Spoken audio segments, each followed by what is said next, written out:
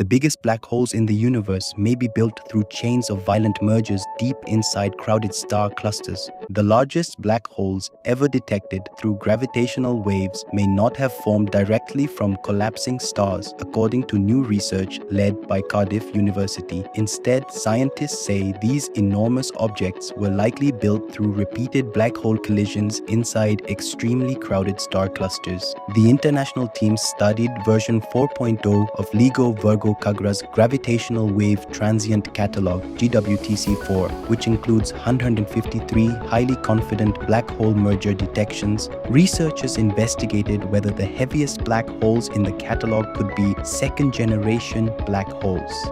These objects would form after earlier black holes merged together, then later merged again inside dense star clusters, where stars can be packed up to 1,000,000 times more tightly than in the region surrounding our sun. Gravitational wave astronomy is now doing more than counting black hole mergers. It is starting to reveal how black holes grow, where they grow, and what that tells us about the lives and deaths of massive stars.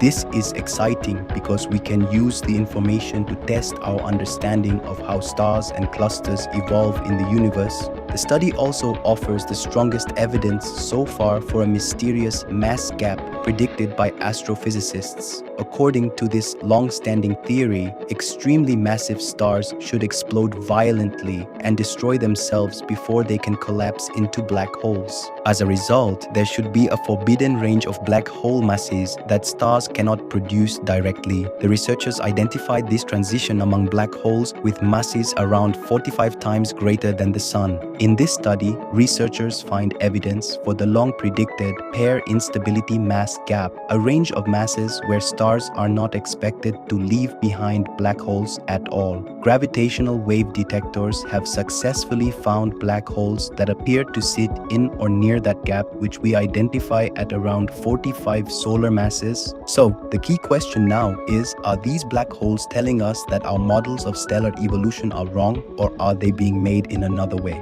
The biggest black holes in the current sample seem to be telling us about cluster dynamics, not just stellar evolution. Above about 45 solar masses, the spin distribution changes in a way that is hard to explain with normal stellar binaries alone, but is naturally explained if these black holes have already been through earlier mergers in dense clusters. The team also used the transition near the mass gap to investigate a key nuclear reaction involved in helium burning inside massive stars.